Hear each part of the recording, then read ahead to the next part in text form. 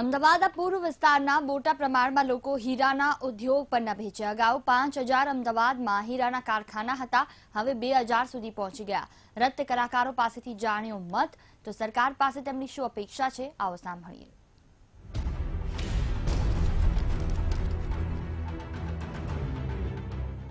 લોકસભા 2019ની ચૂંટણીને લઈને અનેક રસાકસી થઈ રહી છે, ત્યારે અમે લોકો જે રત્ન કલાકાર છે તેમનો મત જાણવા માટે જ્યારે પહોંચ્યા છે, ત્યારે રત્ન કલાકારોના કેવા પ્રશ્નો છે, સરકાર પાસે શું આશા છે, તે જાણવાનો ચોક્કસ પ્રયત્ન કરીશું। કેટલા સમયથી તમે જે રત્ન કલાકાર છો, આ હીરા ઉદ્યોગ સાથે જોડાયેલા છો? 15 વર્ષથી હીરામાં હું જાઉં। જ્યારે પહેલા પરિસ્થિતિ સારી હતી, અત્યારે મંદીનો માહોલ જણાવે છે। મોંઘવારી માજા મૂકી ગઈ છે, કારીગરોને કામ ઓછા થાય છે। જો નવી સરકાર આવે અને કાંઈ આમાં ધ્યાન દે, ગૃહ ઉદ્યોગ ગણે અને બીજું ત્રીજું ટેક્સનું એનું ઓછું કરે, ભાવ વધારો થાય, કામમાં થોડીક પ્રગતિ થાય તો પહોંચ થાય એવું છે। નહીંતર હીરા રત્ન કલાકાર જેને કહેવાય એને અત્યારે પહોંચ ઘર આખું મુશ્કેલ જેવું છે, પહોંચ નથી થાય એવું। કેવી મુશ્કેલીઓ પડે છે તમને? મુશ્કેલી એ પડે કે જ્યારે રજા પડી જાય, કામમાં દબાણ હોય, બીજી ત્રીજી પરિસ્થિતિ આવે બહુ, એટલે કામ દબાઈ જાય, કારીગરોને કામ ઓછું થાય, પગાર ધોરણ ઓછું આવે, મોંઘવારી વધી જાય। કેવી પરિસ્થિતિ છે? સરકાર પાસે શું આશા છે? સરકાર પાસે અમારી એવી આશા છે કે અત્યારે હીરામાં રોજને રોજ મંદી આવતી રહે છે।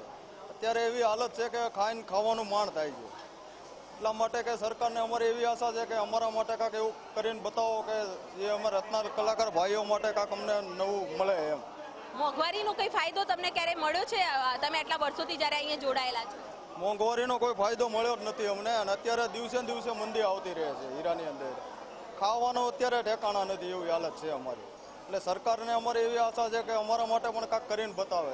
જે મુશ્કેલીઓ છે તમારી, કેટલા વર્ષોથી તમે આ ઉદ્યોગ સાથે જોડાયેલા છો? અમે લગભગ 25-30-35 વર્ષથી આ ધંધામાં જોડાયા। 1986થી દિવસે દિવસે આ ધંધો પડી ભાંગે હેરો, અને દિવસે દિવસે અમારી હાલત બેકાર થતી જાય। સરકાર અમારા સામે જોવે એવી અમે થોડીક લાગણી સરકાર પાસે ઈચ્છીએ છીએ, અને આ ધંધામાં થોડુંક સરકાર ધ્યાન આપી અને અમને રોજગારી પૂરી પાડે એવી અમે ઈચ્છા રાખીએ છીએ। ખાસ તો હીરા ઉદ્યોગ વિશે જાણવાનો પ્રયત્ન આપણે અમદાવાદના જે પ્રમુખ છે ધર્મેશભાઈ, તેમની સાથે જ કરીશું। ધર્મેશભાઈ, જે રીતના અત્યારે હાલ હીરા ઉદ્યોગનો જે પરિસ્થિતિ છે, જે માહોલ છે, મંદી આવી જાય છે, લુપ્ત થઈ રહ્યું છે હીરા ઉદ્યોગ, શું પરિસ્થિતિ છે અત્યારે? પરિસ્થિતિ ડાયમંડમાં બહુ જ વિકટ પરિસ્થિતિ આવી ગઈ છે, કેમ કે 2008 પછી આ એક અત્યારે એવી વૈશ્વિક ટાઈપની મંદી થઈ ગઈ છે કે જીએસટી, નોટબંધી, ત્યારબાદ ડાયમંડ ઉદ્યોગ આમ જાણો કે ખતમ થઈ રહ્યો છે, ખતમ થઈ રહેવાની આરે આવી ગયો છે। ત્યારે અમે અત્યારે કોઈ પણ સરકાર બને, જ્યારે અત્યારે ભાજપની સરકાર છે અને હવે પણ નવી ચૂંટણી આવે છે, એમાં કોઈ પણ સરકાર બને તો એને અમે એટલી જ વિનંતી કરવા માગીએ છીએ કે ડાયમંડ ઉદ્યોગ છે લુપ્ત થવાના આરે છે, તો એને બચાવવો હોય તો તમારે કોઈ પણ જાતના પગલાં લઈને એને લઘુ ઉદ્યોગમાં, ગૃહ ઉદ્યોગમાં સમાવેશ કરે તો ડાયમંડ ઉદ્યોગને બચાવી શકાય છે। મંદીની પરિસ્થિતિ હોય છે અને કેટલાય રત્ન કલાકારોએ સુસાઇડ કરવું પડે એવી પણ પરિસ્થિતિ જ્યારે આવતી હોય છે, ત્યારે સરકાર પાસે, આવનારી સરકાર પાસે શું આશા છે? આવનારી સરકાર પાસે અમે એટલી જ આશા રાખીએ છીએ કે ડાયમંડ ઉદ્યોગને જો બચાવવો હોય તો એને ગૃહ ઉદ્યોગનો દરજ્જો આપે, બીજી કાંઈ મશીનરીઓમાં સબસિડી આપે, પછી અમારા ડાયમંડના રત્ન કલાકારોનું પાછળનું કોઈ જાતનું ભવિષ્ય નથી, પેન્શન પ્લાન છે એવી કોઈ પણ જાતની વ્યવસ્થા કરે, એની માટે હોસ્પિટલની વ્યવસ્થા કરે, સ્કૂલોની વ્યવસ્થા કરે, તો એ અમે બધા હેન્ડલ કરવા તૈયાર છીએ, વર્કરો અને અમે ગ્રુપ થઈને તૈયાર છીએ। કેવા પ્રકારની સમસ્યા નિરાકરણ તમે માંગો છો?